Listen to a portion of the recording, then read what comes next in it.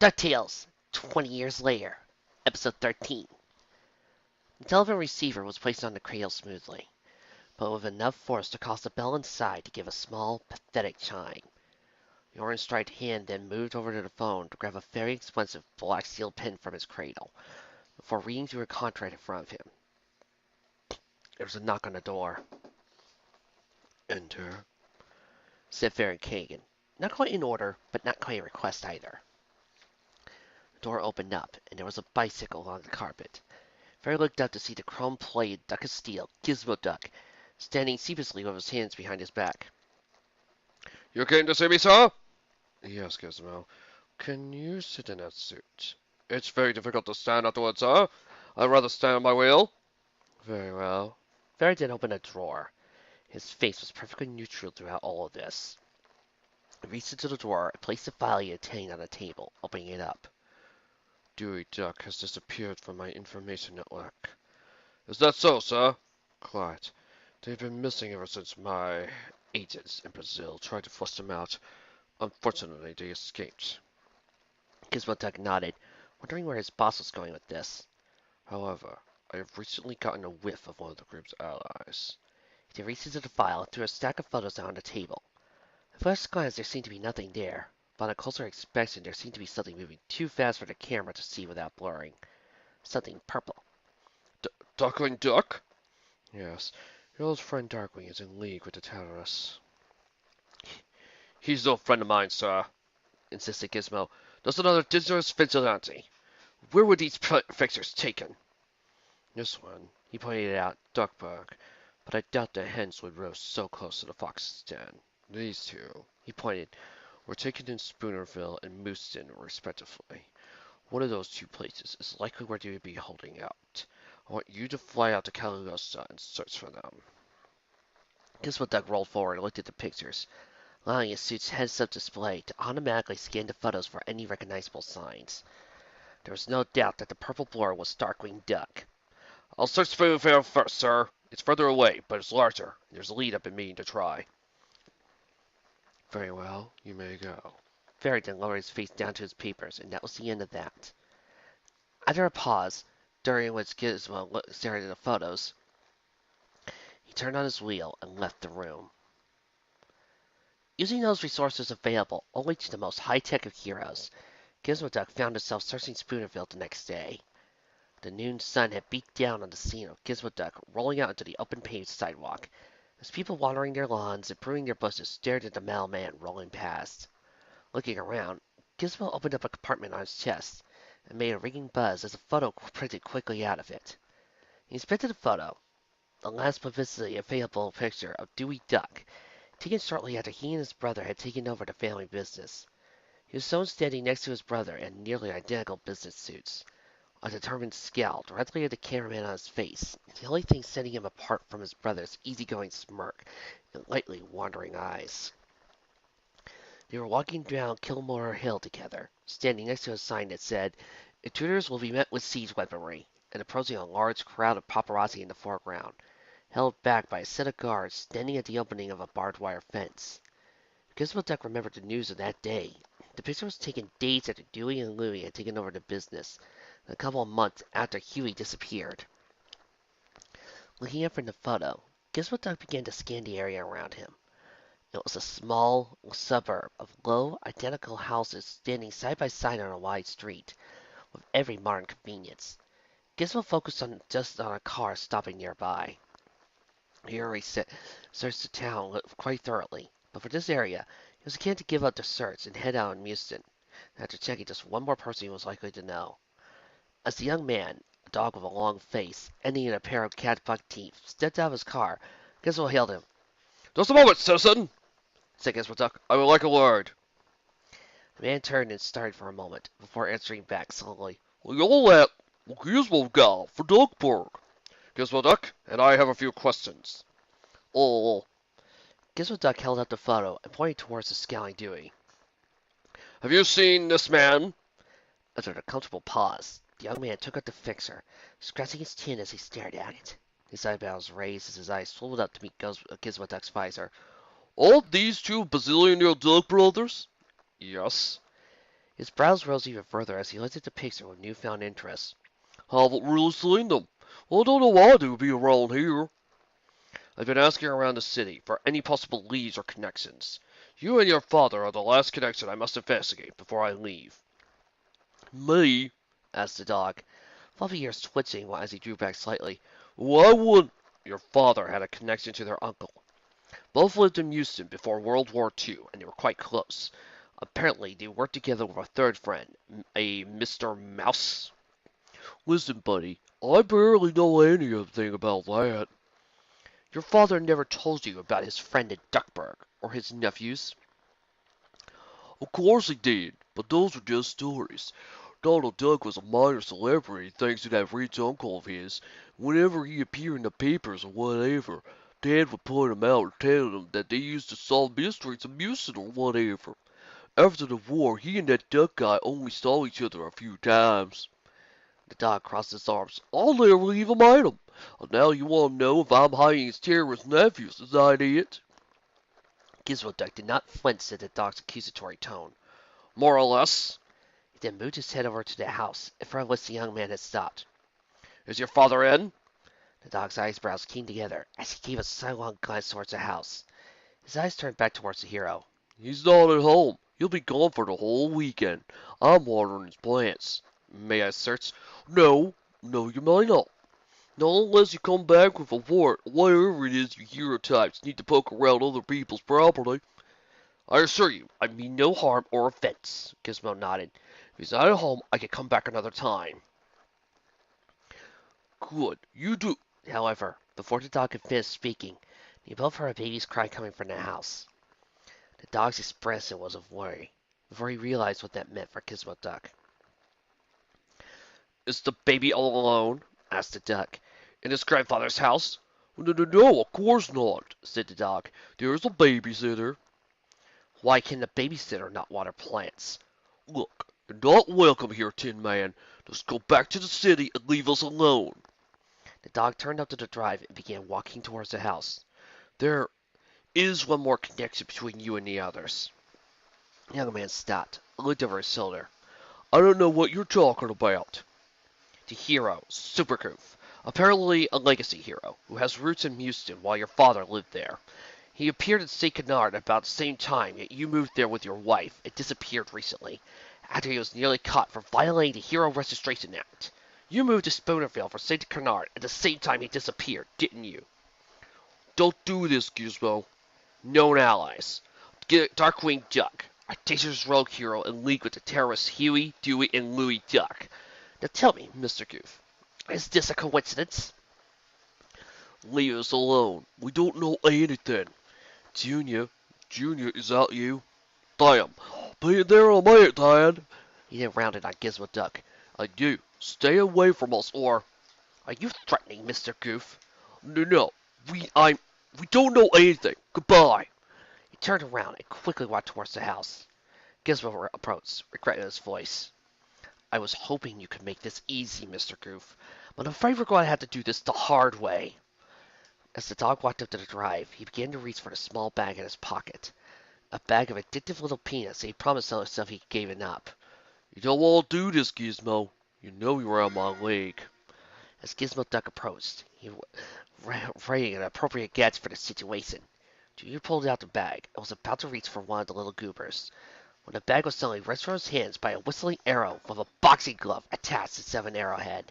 So he twisted around to see a purple-clad figure crouching up on the roof. I wouldn't do that, Junior, said Darkwing Duck.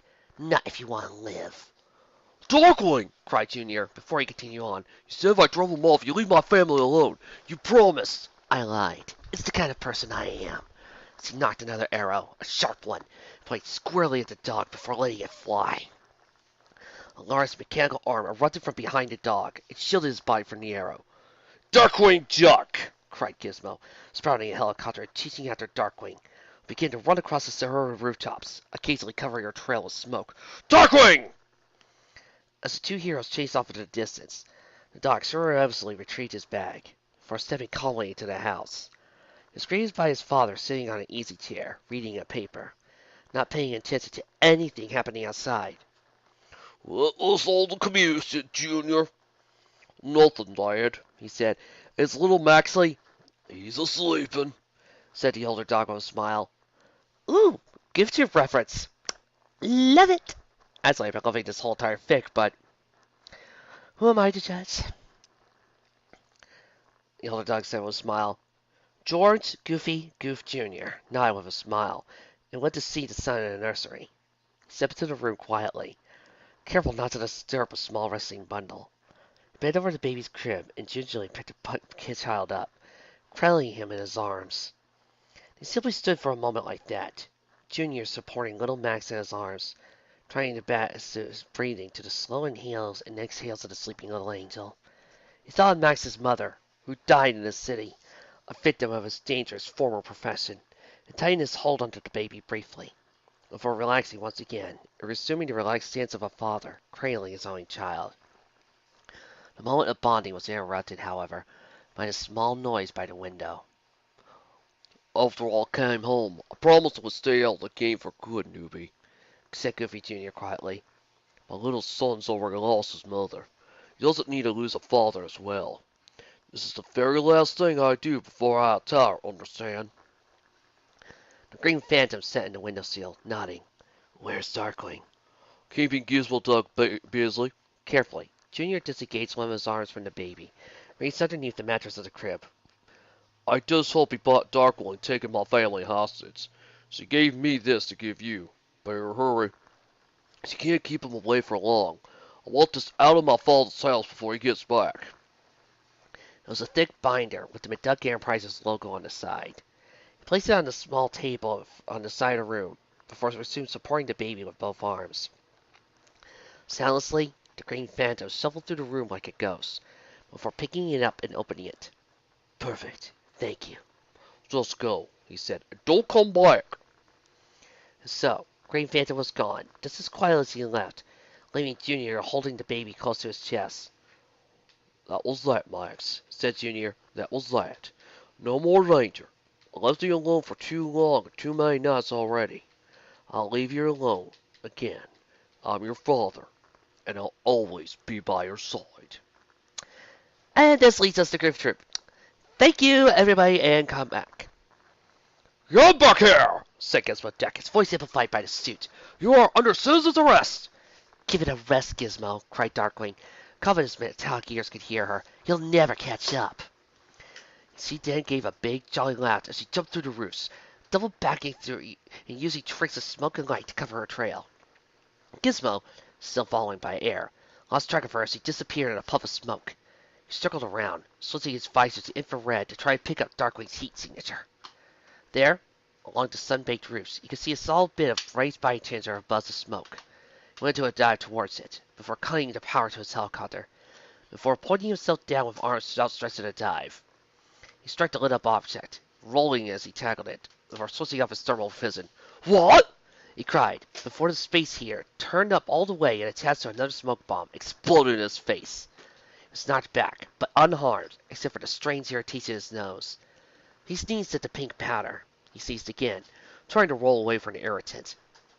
He sneezed again, the vibrations of his whole body convulsing, causing him to lose his balance and fall for the roof he was standing on, landing in a flower patch, knocking up someone's prized rose bushes. As he lay down over the bushes, he fled his arms in anger, metallic fists shaking with righteous fury. That was a dirty trick! There's no fair play in this game, Gizmo. You should realize that, said the voice from Darkwing from a fair distance away. Suddenly, a screaming woman with a broom came riding out of the house, giving Gizmo several wallops. Gizmo held his arms to shield himself from the blows as he rolled back onto the street and began to try triangulating where Darkwing's voice was coming from. Spoken like a true hoodlum, said Gizmo in answer, picking up straw from the broom out of his choice.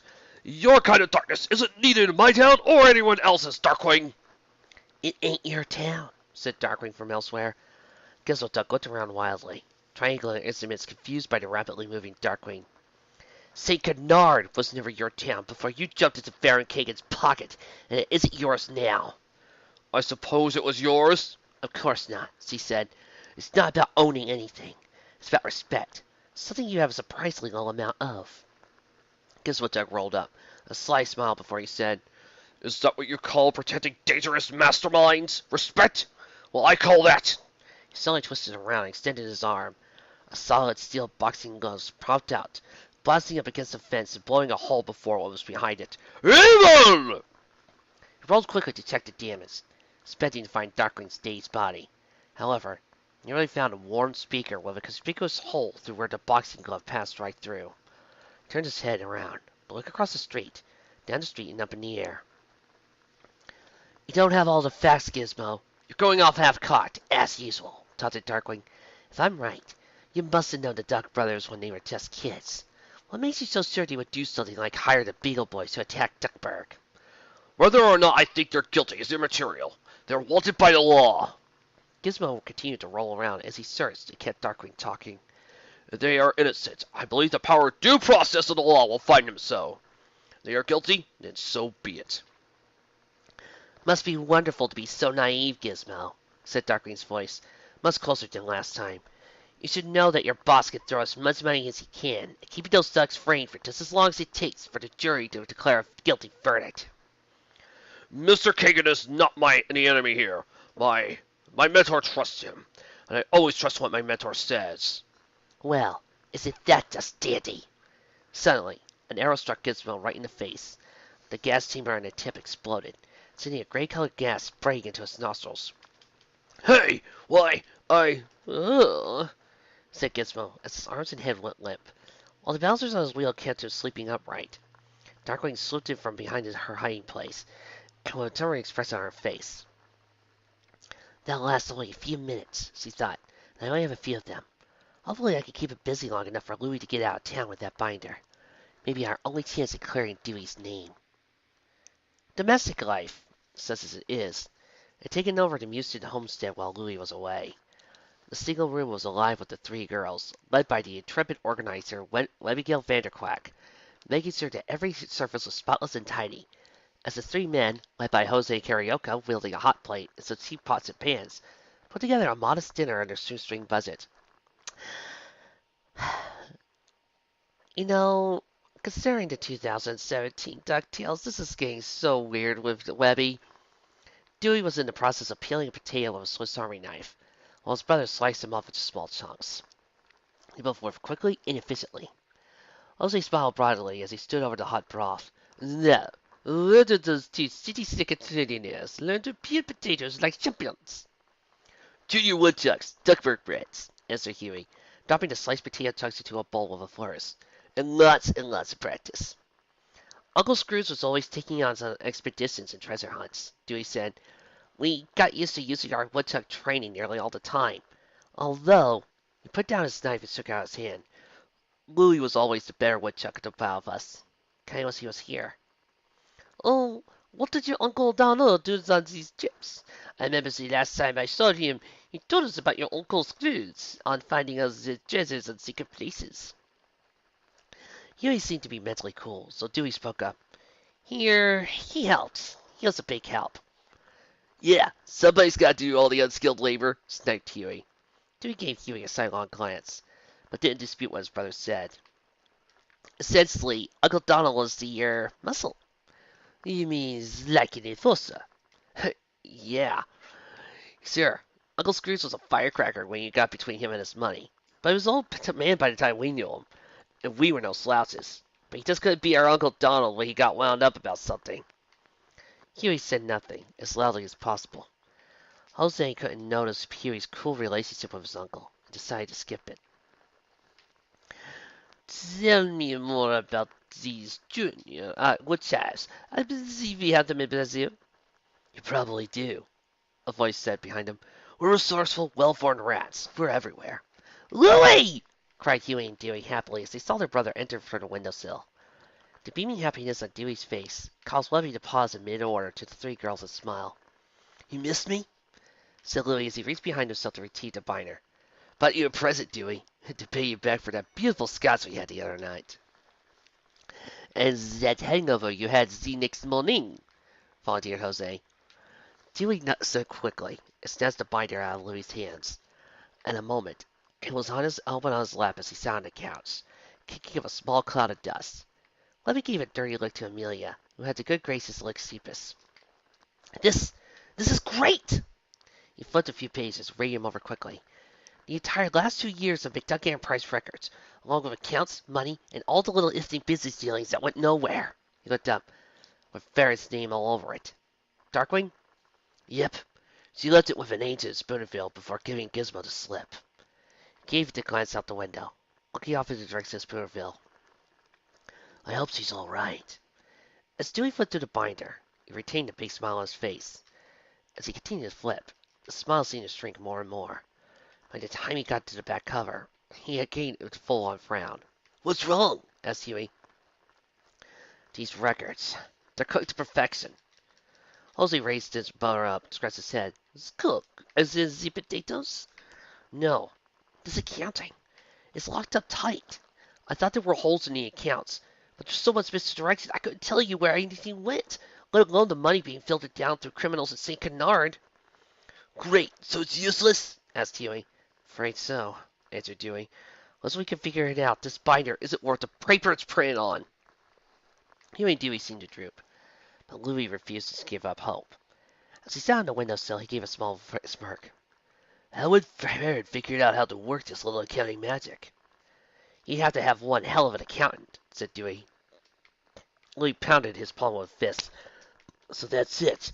We need a bean counter to help us unravel the knots, right? But where do we find an accountant to deal with this mess? Asked Dewey suddenly. Well, began Huey, a little unsure of his answer. Remember that accountant Uncle Scrooge hired for a while when we were living for him? Yeah, cried Louie. Of course. What was his name? However, for a moment, Louie was lit from behind by a big spotlight. Everyone in the room shaded their eyes from the glare as Louie dived out of the way of the light, hoping he had been seen. However, Dewey, Duck, and Company, said an artificially amplified voice, you and your companions should come out with your hands up, or I won't be first to hurt any of you. That's happening, cried Rosalie as he huddled their cousins. Louie yelled, It's Gizmo Duck, he found us, but how? He must have followed you, you dummy, cried Huey. Suit up, everyone. Get ready for a scrap. I will count to 10, cried Gizmo Duck as he stood out in the evening twilight, shining the spotlight from a device on his head, drawing a crowd of gawkers around him. If you have not surrendered yourself by then, I will be forced to go in and get you. Huey was at the window, looking over the street and shading his eyes from the shine of the spotlight. Gizmo Duck, it's us! Don't you remember us? He yelled. We were friends. You used to work for our uncle. Regardless of our past, you are wanted by the authorities. I cannot stand idly by while you three go after what happened in Duckburg. 1 second while we think this over, chum, yelled Louie. We always decide on things together, you see. All right, you three. You have 15 seconds, but no more. Thanks! And with that, the three heads stuck down into the room and began to whisper. Gizmo Duck began to count. On 1, he was confident and proud. He was on 2 through 8. When he got to 9, the whispers were still going on. He began to strain to hear them, but they were still too low for his instruments to pick up. On 10, 11, and 12, he began to sweat under his armor, wondering if he gave them too much time to think. Finally, he went faster on 12 through 15 and finally shouted, That's it! I'm coming up! We were surrounding his helicopter and coming up into the room to break up the incessant whispering. It was a propeller that beat over the air in his head, raising his body quickly up towards the window. He got closer, keeping the spotlight, now sprang from the side of his head while the propeller took up to the top, focused hard on the window. At the moment he had a clear view on the inside, or at least clear enough without all that smoke in the way. Smoke! Within, there was a huge pervasive fire that set up all around the room. Everything was ablaze. Curtains, cast tables, everything. Gizmo's eyes goggled underneath his visor as he cried out, retreating as the fire licked up on the window. Whispers, what's been going on through all this, suddenly died with a metallic buzzing noise. It was silent. Resisting the urge to swear loudly, Gizmo Duck ran back to the curb, to the nearest fire hydrant, and retrieved a long fire hose from his chest. As he unspooled and attached with swift accuracy, he had grabbed the valve with his fingers and turned it hard, pointing the hose towards the fire with his other hand. The torrent water shot out at high pressure, and Gizmo aimed towards the blazing room. To get a better vantage point, he got out his helicopter and flew it to fire on its own terms. Soon, all there was left was smoke and damp steam. As he landed on the ground and turned off the wire before he was suddenly surrounded by cheering groups of garkers, but couldn't escape for a minute or two. Excuse me. I'm sorry. I'm also overhand. Thank you, ma'am. No, sir, please. Thank you, but... Did we lose him? Asked Dewey as a lot of them ran down an alley. I feel terrible about setting that fire, protested Webby. We could have. No time for looking back, senorita, cried out Jose with a big smile on his face, slightly singed from height playing in his hands. Ay, tío, Carioca! Cried the three girls. Don't relax in any case, said Louis as they ran out the alley and across the street to the next one. Gizmo Duck is top tier as far as power's concerned. He can seriously beat feet, or wheel when he wants to. But how did he find us? I'd rather like to know if Darkwing's okay, muttered Louis with a concerned expression. I'd rather we start gabbing and start running! Cried Huey. He's right behind us! Everyone looked over their shoulders before their legs started plummeting faster. Behind them, quickly gaining the sky, Gizmo Duck followed along, filling the air with the cliche, Come out with your hands up! retreads as they all heard 100 times before. Split up! Cried Louis as they all came to an exit of the alley they were in. Get back into Sea Duck! The group did just that. Huey and Louis broke quarry away quickly, planning to go around and fight their way to the plane. Jose and family linked hands with each other and continued straight on towards the next alleyway. Doing! Cried Webby as he grabbed his hand and pulled him right to the right. As Gizmo came to the mouth of the alley, he was stunned for a moment as he felt the urge to chase the small group. He began to go towards the superheroes' team, before getting curious about those girls he had never seen before. However, the last group, continuing to ringleader Dewey, seemed like the easiest group to pick off, and the one with the largest quarry. He landed on the ground and retracted his helicopter, before rolling to the right and following Dewey with assistant down the sidewalk. Stop! You're under citizen's arrest! Dewey and Webby ran even faster at this, sweat rolling down their brows. The bite of Webby kept close to her chest, stuck into the sides of her upper arms, as she squeezed it to herself. What can we do, Dewey? Just keep running! They ran on, dodging around the street sides and hydrants, trying to figure out the way to the Sea Duck without tipping off their pursuer to its location. Everything seemed hopeless, but they couldn't stop now, not with the evidence in their hands. Victory so close. Whack! Cried Webby. She looked over her shoulder to watch the rapidly gaining hero. And didn't even see the fruit stands he ran into. Fruit stand? What can I say? It keeps me in business whenever these chases happen. I have to come up. It's... you know. And the cabbage guy? My cabbages! Yeah. Long-running butt monkey. You love torturing him. True. Flipping through the apply trace and sitting herself lying painfully on the pavement behind. The biter flipped over on the ground, sliding away slightly. Rubber Gale! Dewey, take the binder and go! Go! But he froze, staring at the binder, then at her, and the mechanical duck. He ran to Webby without a second thought and held her up. No, you idiot, not me! The book, the... You are under citizen's arrest! Said Gizmo Duck as his shadow loomed over the two ducks, who grasped each other for support and cowered. Gizmo Duck, Webby spoke. it's us. Please. Gizmo was about to pull out a set of built-in handcuffs when he suddenly got a good look at Webbigale's face. His automatic facial recognition software began to analyze her face, picking up a small pop-up in the corner of vision, telling him what was known about Dewey Duck's personal assistant. Webby, said Gizmo, suddenly trembling. Is that Webby? Yes, please, don't turn us in. But... He was rooted on the spot, hands holding the handcuffs hovering in the air. I must... Webby. Suddenly, there was a snap, followed by a buzzing hum, and a great cry flowing through the air towards them. Dewey noted that several of the lights around the block had suddenly gone out. Webby noted that behind Gizmo Duck, another shadowy figure was looming. Wham! Darkwing Duck, holding her rubber-gloved hand, a cable that was sparked and flashed with exposed wires on the end, landed behind Gizmo Duck.